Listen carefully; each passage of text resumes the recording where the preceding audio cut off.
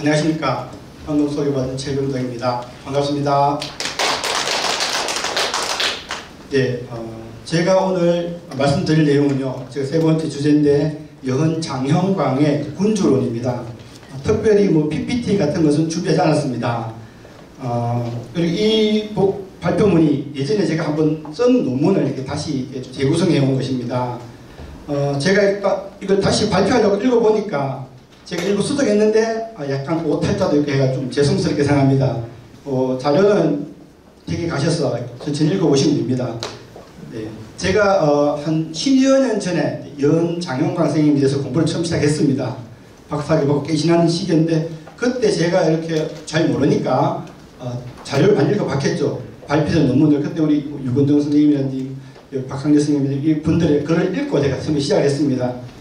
역시 선악들의 그런 길을 지시해두었기 때문에 저는 따라갔습니다. 그냥. 그런 큰 도움이 되었습니다. 그리고 이 내용은 뭐 제가 여흔 선생님께서 뭐 전체 내용은 다 파악하고 있는 아니고 저는 전공이 정치학이기 때문에 좀 정치적인 문제에 좀 초점을 맞춰가지고 이분이 그 군주를 만났을 때 한 이야기 그리고 상소문 이런 것들을 중심으로 정치에 대해서 어떤 생각을 가지고 계셨느냐 뭐 이런 것들 좀 분석해 보았습니다. 그것이 보통 제가 뭐 정치론이라든지 뭐 군주론 이런 식으로 이야기를 하고 있습니다.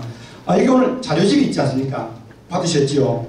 그 자료집 앞에 보면은 스티커 붙여놨죠? 그 왜 붙이는지 아십니까? 이름도 가려놨네, 그죠? 그게 선거법 때문이잖아요, 그죠?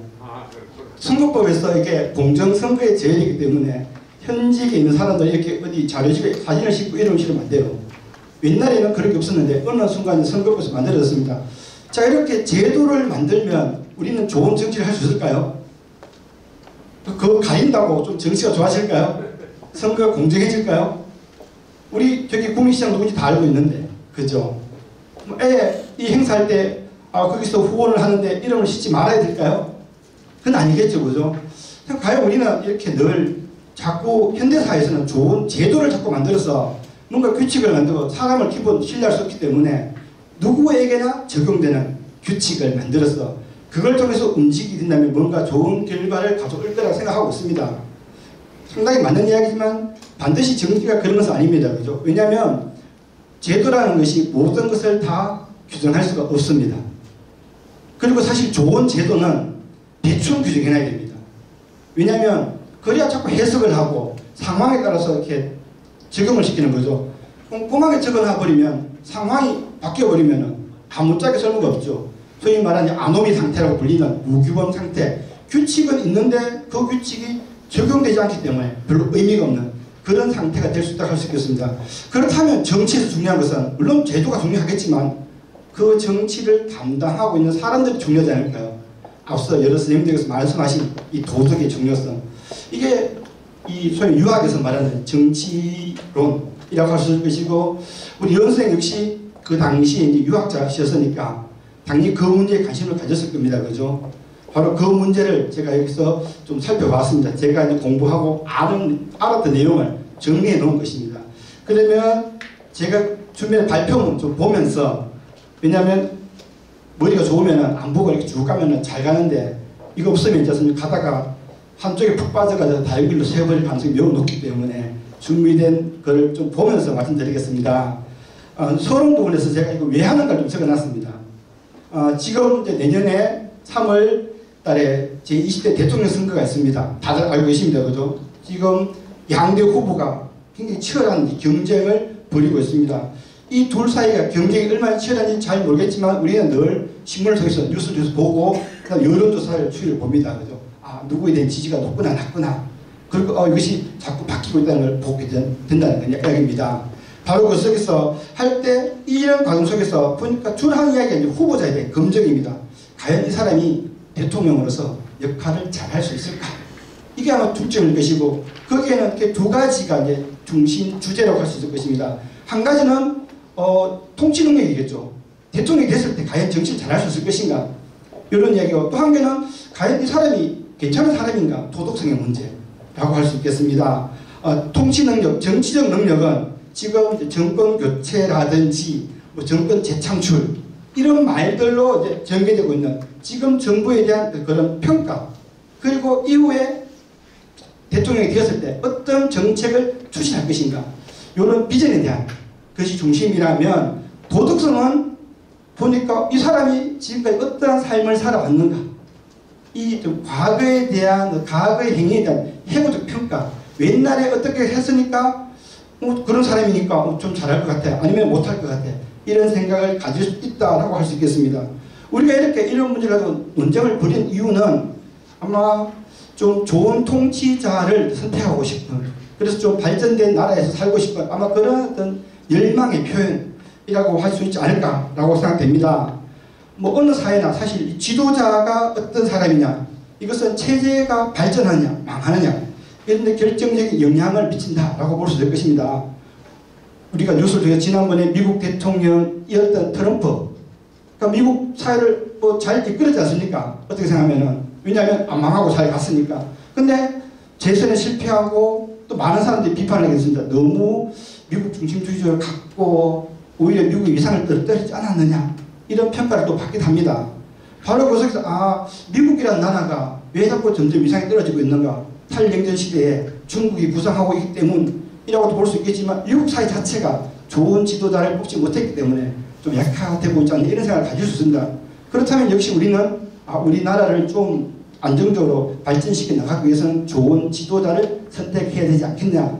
바로 정치의 핵심적인 문제는 지도자의 선택 문제, 이렇게 볼 수 있을 것 같습니다. 그래서 어느 시대나 이제 지도자에 대한 관심은 매우 높았습니다. 근데 어쨌든 유학적 사고에서는 아까 두 가지가 중요하다고 했습니다. 한 가지는 제도, 하나는 지도자의 자질 아닙니까? 좋은 지도자, 좋은 제도. 근데 현대 정치에서는 제도에 굉장히 초점을 맞췄습니다. 그 제도를 통해서 인간을 또 규제할 수 있다고 생각을 했습니다. 하지만 과거 전통 사회에서는, 특히 유학적 사고에서는 제도보다는 사람이 중요하다, 이런 얘기를, 아마 그것이 수기 지인, 아까 선생님 말씀하셨는데 그런 문제고, 수기는 자기를 닦는 것, 지인은 다른 사람들과의 관계 속에서 행위를 하는 것, 이렇게 볼 수 있을 것입니다. 이 행위라는 것은 결국은 자기가 제대로 된 사람이어야지 남들에 대해서 똑바로 행동할 수 있지 않냐라는 생각입니다. 그러다 보니까 본발론적 사고에서 수기에 좀 초점을 많이 맞췄고, 그 다음에 지인, 어떻게 좀 행위를 잘할 것인가, 여기에 대해서는 좀 관심이 좀 덜했다, 일반적인 이야기이긴 합니다.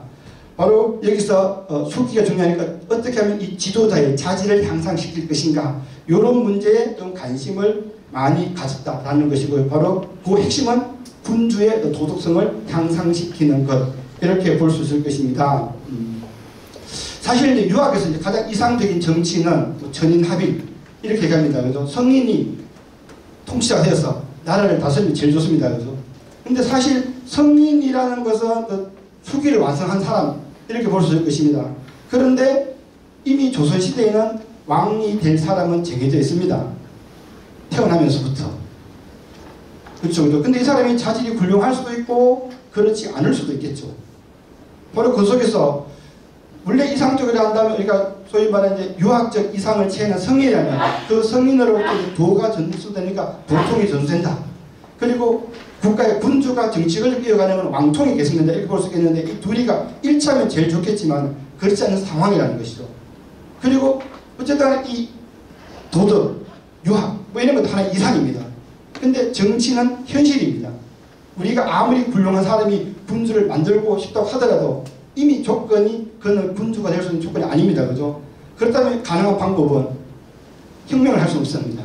실패할 것이고, 그래서 제가 현실에 있는 군주를 좀 성인으로 만들면 좋겠다라는 것을, 그 방법을 고민하게 되었고, 바로 그것이 이제 군주 성학론이라고 볼 수 있을 것입니다. 또 거기서 이제 중요한 것이 수기치인, 인간을 완성시키는 거니까 거기에 굉장히 초점을 맞추었다라고 볼 수 있을 것입니다. 바로 군주가 됐을 때 유학이 제시하는 이상에 따라서 성인이 되어서 그런 좋은 정치를 했으면 좋겠다, 이것이 군주론이라면, 성리학자라면 당연히 유학 이론을 공부하는 건 중요하겠지만은 자기가 살고 있는 세상을 어떻게 올바르게 이끌어 나갈 것인가, 좋은 정치를 실현할 것인가, 여기에 관심을 많이 가졌을 것입니다. 바로 그것이 군주 성학론이었고, 당연히 연 역시 관심을 가졌을 것입니다. 물론 그것을 명시적으로 드러내지 않은 성리학자들도 많이 있습니다. 그가 남긴 뭐 얼마 안 되는 다른 학자들 보면은 뭐 정치에 관한 이야기가 전혀 없을 수도 있겠습니다. 하지만 그것은 그것을 표현할 기회가 없었기 때문이다 라는 것이 사실 이런 우리가 태계 선생이 정치에서 굉장히 중요한 인물이지만 정치적으로 보면은 그의 글을 열심히 읽어보면은 별로 얘기할 게 별로 없다는 것입니다. 근데 율곡 같은 경우는 굉장히 많은 자료가 당시에도 문제를 해결하라 이런 식의 방안을 제시했습니다. 아마 그것은 그가 처한 정치적 위상이 좀 달랐기 때문이 아니었는가 이렇게 볼 수 있을 것이고요. 어쨌든 간에 그리고 보통 이 제야에 있으면서 오랜만에 이제 왕을 한번 만나러 갑니다. 불러줬겠죠, 그죠? 여은 선생님이 이제 그 산일림으로서 징후소에 갔습니다. 연세가 많은 나이에 가셨습니다, 그죠? 지금 대통령 선거를 앞두고 있지 않습니까? 그 선거 대책위원회가 있고 거기 또 뭐 자문위원회가 있지 않습니까? 원로들이 그 자리에 모여가지고 후보한테 무슨 얘기 하겠습니까? 집값을 안정시키기 위해서는 이 집을 공급을 얼마씩 늘려야 되고 뭐 이런 얘기 하겠습니까? 그건 당연히 그 전문가들 물어보고 어쨌든 집값을 안정시켜야 돼, 삶을 안정시켜야 돼 이렇게 굉장히 원론적인 이야기들 방향에서 얘기하지 않을까요? 그렇다면 역시 여은생이 마찬가지였습니다. 인조가 불렀을 때 가가지고 뭐라고 묻죠.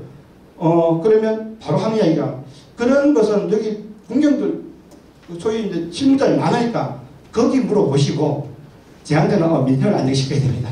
뭐 이런 식의 이야기를 하시거든요.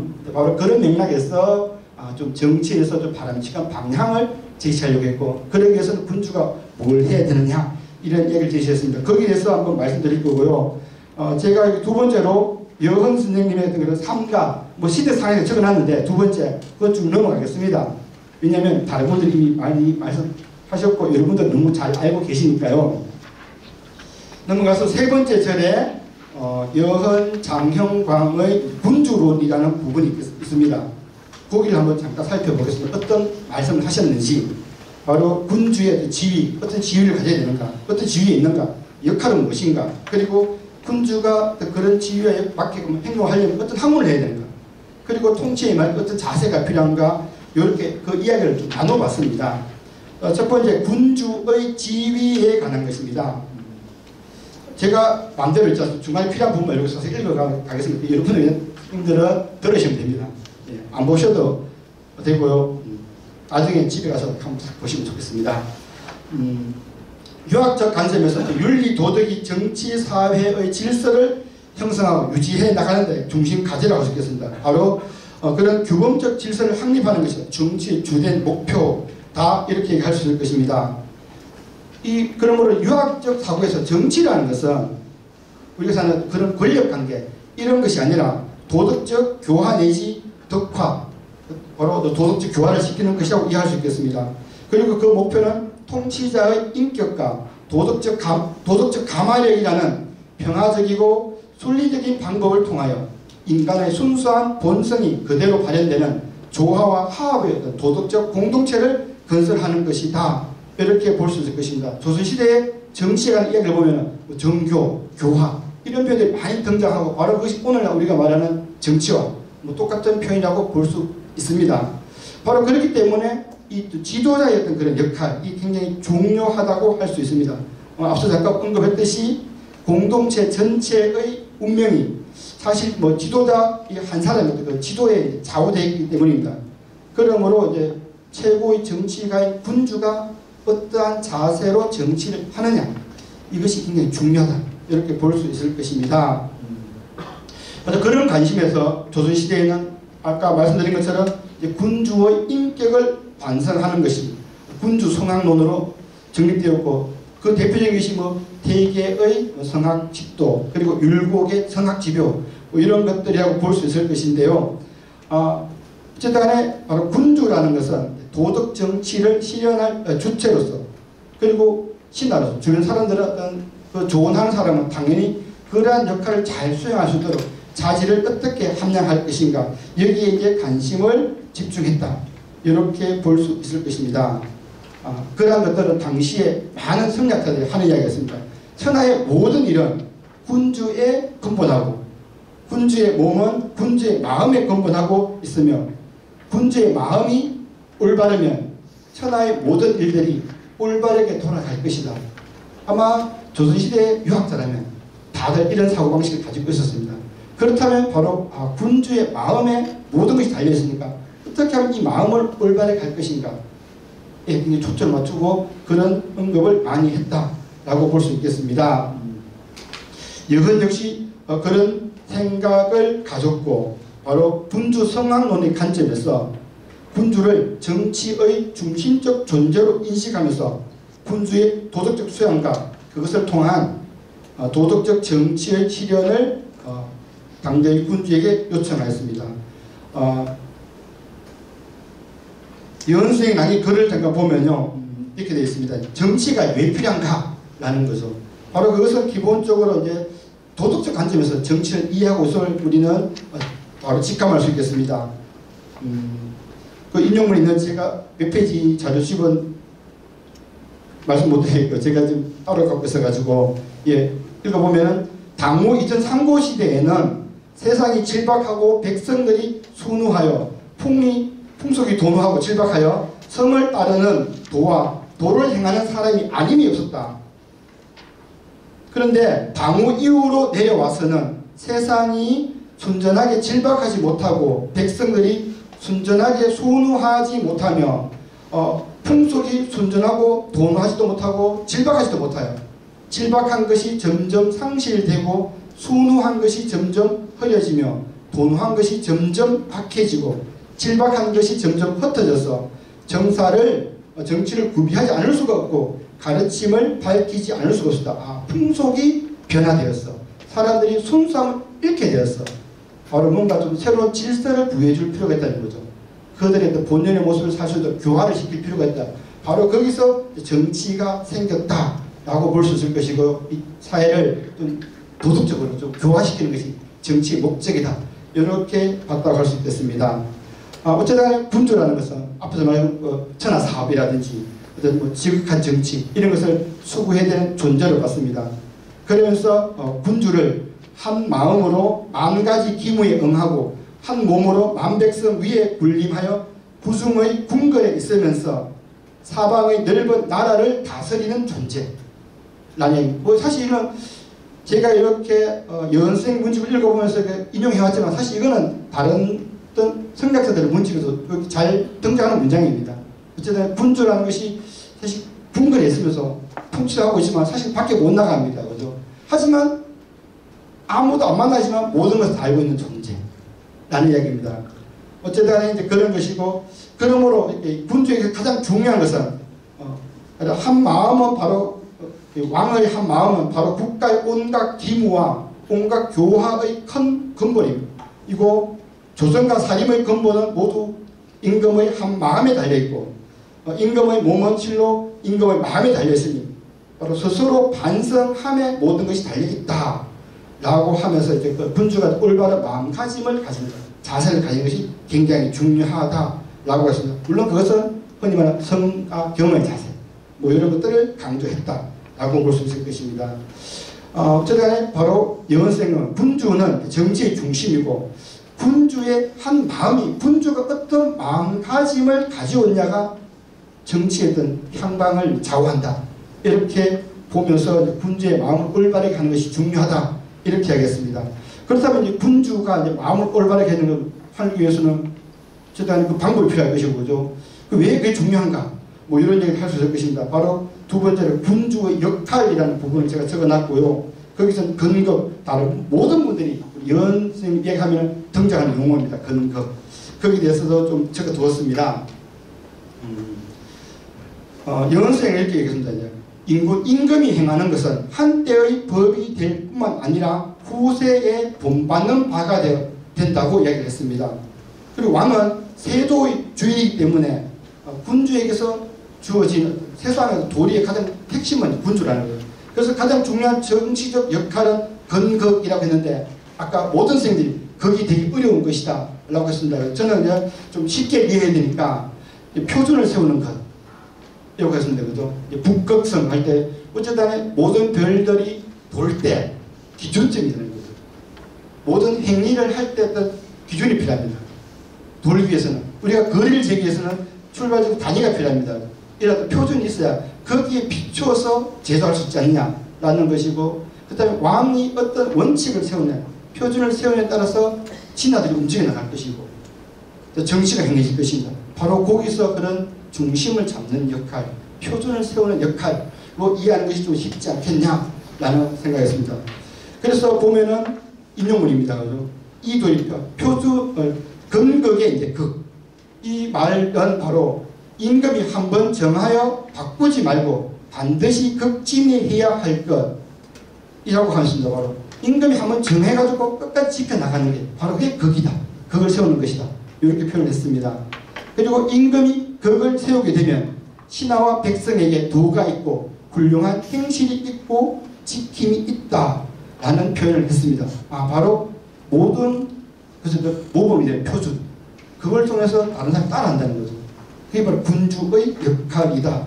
이렇게 이야기를 했습니다. 그와 비슷한 표현들이 많이 등장하고 있습니다. 글을 읽어보면은. 그리고 또 하나 더 보면은 군주가 극을 세운다는 말은 군주가 자기의 본성을 다하여 사람들에게 표준이 되는 것을 의미하며 나라와 천하를 지평하는 큰 사업가 천지가 제자리를 정하고 만물이 길러지는 지극한 공부라고 생각하는, 아마 공부라기보다는 여기서는 30번쯤 되는데 각주가 그죠? 공부라는 공효, 공업, 공가 이 정도 하는 게 좀 더 부드러울 것 같았습니다. 자, 어쨌든 이제 이 지극한 근극의 역할을 수행하는 것이라고 할 수 있겠습니다. 이 극이라는 것은 어쨌든 지극히 참되고 지극히 선하며 지극히 중요하고 지극히 바른 것으로 이야기했고 바로 인간이 갖고 있는 본연의 특성, 도덕성이라고 볼 수 있을 것입니다. 결국 군주의 역할은 근극이라고 했는데 바로 이것은 결국에는 군주의 올바른 태도에 관한 문제라고 할 수 있을 것입니다. 그리고 유학에서 말하고 있는 본말론적 사고에서 근본에 관한 문제, 군주가 자기의 특성을 완전히 하여 다른 사람들의 행위의 표준이 되어야 된다. 모범을 보여야 된다. 바로 그것이 정치를 올바르게 하는 어떤 길이다라는 의미로서 근극을 강조했다. 이렇게 볼 수 있을 것입니다. 그 마지막 부분에 보면은 2절에 군주가 극을 세우게 되면 조정에 있는 신하들은 자기의 마음을 마음으로 삼지 않고 사적인 행위하지 않는다는 뜻입니다. 군주의 마음을 마음으로 삼고 개인의 일에 종사하지 않고 국가 일에 종사하게 되어 자기 몸을 살찌게 하는 것이 아니라 바칠 생각을 하고 은총을 바라는 것이 아니라 자기 직책을 다할 것을 생각하고 권력을 탐하는 것이 아니라 군주의 덕을 보필하고 편당하는 사사로움 없이 공정한 도를 밝히게 될 것이다. 군주가 극을 세우게 되면. 그런데 군주가 극을 세우지 못하면 그 반대의 효과가 나타난다고 이야기를 했습니다. 바로 사람들은 군주가 극을 세우지 못하면 사람들은 모두 각자 자기 마음을 품고 자기 몸을 사사로이 하여 자신이 있는 것만 알고 군주가 있는 것을 알지 못하여 가정에 있는 것만 알고 국가가 있는 것을 알지 못하여 사사로운 정에 모든 것을 맡기고 공도를 생각하지 않고 좋아하고 싫어함이 본성에 어긋나고 사랑하고 미워함이 도리를 잃으며 옳고 그름이 전도되고 선과 악이 도취되어 정직한 사람을 간사하다고 하고 간사한 사람을 정직하다고 하며 충성스러운 사람을 간신이라고 하고 간신을 충신이라고 하여 마침내 서로 간사한 자들이 모여 도당을 만들고 간사한 자들이 모두 편당을 지어서 명성과 위세를 떨치게 된다. 정치가 혼탁스러운 상황입니다. 이런 상황이 그 원인은 바로 군주가 똑바로 자기 자리를 잡고 있지 못하기 때문이다. 라는 이야기입니다.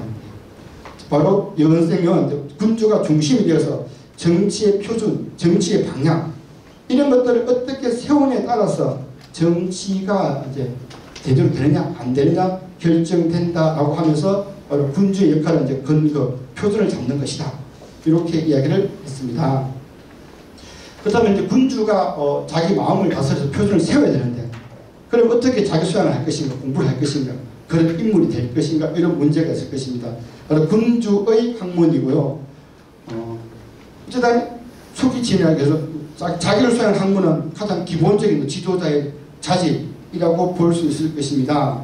학문에 대해서 여은 선생님은 학은 능하지 못하여 먼저 능한 이에게 능함을 구하는 것은 배울 학자는 내가 능하지 못하는 것을 능한 사람에게 배우는 것 이라고 했습니다. 무는 내가 알지 못하는 것을 아는 이에게 물어보는 것, 구하는 것이 학문이라고 이야기를 하면서 학문은 사물을 잊지 않은 그런 지와 그리고 알았는 것을 실천하는 행, 지행이 겸하는 것이다. 이렇게 그것이 바로 학문이라고 이야기를 하면서요. 그렇습니다. 그래서 바로 학문은 인간의 원래 가지고 있는 당연한 이치를 배우고 실천하여 성인에 이르는 것이라고 할 수 있는데 그렇다면 군주의 학문도 있겠죠. 그리고 군주는 극을 세우는 표준을 세우는 중요한 사람이니까 바로 같은 맥락에서 군주의 핵심적 역할은 자기의 본성을 다하여 사람들에게 표준이 되는 것. 그렇게 해서는 무엇보다도 학문적 성취가 필요하다. 이런 이야기를 했습니다. 그리고 자기의 본성을 다하기 위해서는 네 가지가 필요하다. 학문을 성취하는 것, 행실을 닦는 것, 도를 완성하는 것, 덕을 순수하는 것. 이렇게 하면서 덕은 도가 이루어짐에 따라 순수해지고 도는 행실이 닦여짐에 따라 이루어지고 행실은 학문이 성취됨에 대해 닦여진다. 그래서 바로 기본은 학문을 어떻게 하느냐에 달려있다. 학문은 대학의 법 그리고 중용의 도라고 대학에서 가르치는 교물치지 성의정신 그 다음에 이런 것을 공부해야 되고 중용에서 말하는 어떤 그런 중하의 어떤 그런 지극한 도리를 몸에 체해야 된다. 이런 이야기를 했다고 볼 수 있을 것입니다.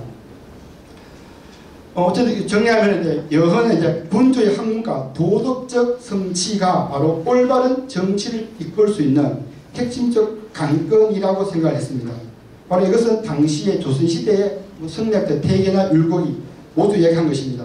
사리들이 강조한 군주 성학론에서 군주의 학문을 강조하는 것과 같은 논리에 놓여 있는 것이라고 할 수 있습니다. 예. 넘어가서 마지막으로 군주가 어떠한 통치 자세를 취해야 되는가에 대해서 잠깐 한번 살펴보겠습니다. 여기서는 이제 크게 네 가지를 제가 적어놨습니다. 연생에서는 의차라는 상소문이 있습니다. 연생 속집에 나오는 것이고요. 여기는 이하는 생략했기, 결략됐다는 표현이 있기 때문에 아마 더 긴 내용이 있을 것 같은데 어쨌든 있는 내용을 가지고 보았고요. 의차에는 경련을 강하는 것, 성실을 원대하게 하는 것, 인재를 양성하는 것, 용언을 분명하고 결단 있게 하는 것, 분별하고 달리함, 이 5가지 항목을 제시하고 있습니다. 경련은 바로 강하는 군주가 끊임없이 학문을 하는 것, 그런 과정입니다. 그리고 두 번째로 성질을 원대하게 하는 것, 군주가 뜻을 원대하게 가지는 것이 중요하다라고 합니다. 사실 우리가 다 젊은이들이 하는 말이 있습니다. 꿈이 있어야 된다고.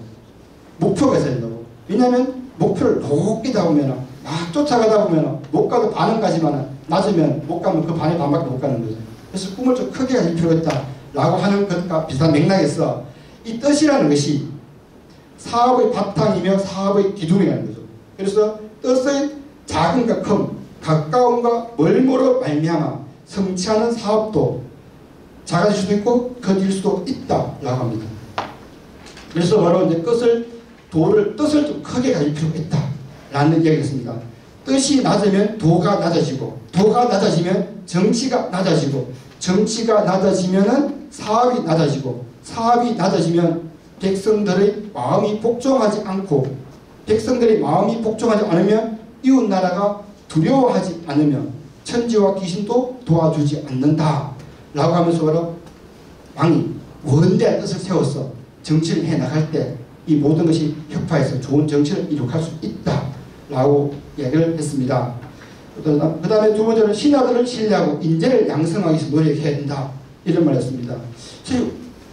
모든 것이 이제 왕의 의사에 달린 통치라고 하더라도 왕이 혼자서 모든 걸 할 수 있는 건 절대 아닙니다. 아무리 독재자라고 하더라도 혼자서 다 할 수 있는 건 아닙니다. 주변에 그런 인의 장막이 있을 수 있습니다. 그 주변 인물들이 독재자라고 하더라도 그 주변 인물들이 잘 해주면 좋은 정치가 될 수 있습니다. 사실은. 근데 아무리 민주적 성립을 한다고 하더라도 주변 인물이 안 좋으면 정치가 나빠질 수도 있습니다. 바로 그래서 주변인 인재를 잘 동용하는 것이 어쩌면 정치의 성패를 좌우하는 문제라고 예나 지금은 똑같다고 볼 수 있을 것입니다. 여은생은 나라의 군주에게 반드시 좌우에서 보필하는 신하와 안팎에서 임무를 맡은 육관과 백사가 있으며 그 직책을 수행한 뒤에야 지평의 사업을 이루고 군주의 도리를 다하는 것이라고 하면서 바로 적임자를 찾아서 해당 직책을 맡겨 책임지도록 해야 한다라고 얘기를 했습니다. 사람의 재주는 진실로 쉽게 얻을 수 없사오나 성상께서 인재를 작성하는 방도를 다하신다면 비록 평상한 보통 사람들이라도 반드시 쓸만한 인재가 될 것이다. 모든 것이 제자리가 있는 것처럼 그 합당한 직책을 맡기면 잘 수행합니다. 아무리 능력 있는 사람이라도 할 수 없는 일을 맡기면 못하게 되어 있죠. 그래서 인재를 어떻게 잘 썼냐, 이것이 정치에서 굉장히 중요한 문제라고 할 수 있을 것이고, 인재가 없음을 걱정할 것이 아니라 인재를 양성해야 된다, 이런 이야기를 했습니다. 그 다음에 언로의 중요성도 강조했습니다. 군주가 남의 말을 잘 들어줄 만한 덕을 갖추고, 그 다음에 남의 말을 들을 때 반드시 결단성 있게 해야만 정치를 올바로 할 수 있다는 것입니다. 근데 어쨌든 간에 이제 군주가 작은 한 몸이지만은 중앙에서 정치를 할 수 있는 것은 바로 천하의 생각, 천하의 귀, 천하의 눈을 자신의 눈으로 삼고 자신의 귀로 삼고 생각으로 삼고 있기 때문이고, 은간의 보필을 잘 받아야 된다라는 이야기를 했습니다. 그리고 그 핵심은 바로 군주가 잘 들어주는 그런 자세가 제일 필요했습니다. 군주에게 들어줄 만한 자세가 있어야 한다는 것입니다. 인군에게 반드시 먼저 들어줄 만한 덕이 있은 뒤에야 은간에게 할 말을 다하는 충성이 있게 되는 것이다. 간언을 들어주는 군주가 있으면 아래에서 반드시 말을 다하는 신하가 있기 마련이다. 안 들어주면은 당연하니까 말 안 듣는 사람들도 얘기 안 하죠, 일부러. 왜냐면 해서 득될 게 없으니까. 그러면은 아무것도 모르겠는 것입니다. 제가 그 유성도 이제 보면서 이렇게 우리가 이제 지금 대통령이 전에 대통령에 가서 국민의 대화에 나옵니다. 그래서 여러 가지 얘기를 하거든요. 그래서 그런 걸 볼 때마다 제가 늘 느끼는 것은, 이 세상 사람들의 어떤 그런 생각과 다른 모습을 볼 때가 많거든요. 그러면 저는 이런 생각을 합니다. 신문도 안 보나? 텔레비전 뉴스도 안 보나? 이런 생각 가지거든요. 왜냐하면 아마 그렇겠죠. 대통령이 직접 뉴스를 보고 신문을 챙기지 않겠죠. 보좌관들이 보고를 해서 중요한 거 골라서 이렇게 알려주지 않을까. 그러면 그들이 군비에 맞는 것만 전달하게 되면 세상을 오해하게 되고 정치를 제대로 하지 못할 수 있지 않을까, 이런 생각을 해봤습니다. 그래서 언론 소통이 참 중요하구나, 이런 생각을 했습니다. 그 다음에 이제 조성의 합, 이런 게 중요하다겠죠. 선악을 분별하고 올바른 신화를 동행한다, 이런 맥락이고 많이 한 이야기이기 때문에 건너뛰도록 하겠습니다. 시간이 정확히 어떤지 모르겠지만 마지막에 이제 결론 부분을 잠깐 읽고 마치도록 하겠습니다. 제일 마지막에 정한 겁니다. 이걸 왜 하냐 이 말이죠. 우리가 물론 연구자는 당연히 연구죠 하지만 우리가 여기서 이 자리에 이야기하는 이유입니다. 전통사회와 현대사회는 정치 체제도 다르고 정치가 작동하는 방식도 다릅니다. 그렇지만 변하지 않는 것이 있다면 좋은 정치는 훌륭한 지도자에 달려있는 것이다. 이것은 예나 지금이나 똑같습니다. 그래서 우리가 여헌의 군주론을 살피는 것은 우리가 오늘날 리더십을 어떻게 재구성할 것인가, 통치자에게 필요한 덕목이 무엇인가, 이런 것들을 논의하는데 여전히 좀 중요한 시사점을 준다라고 볼 수 있을 것입니다.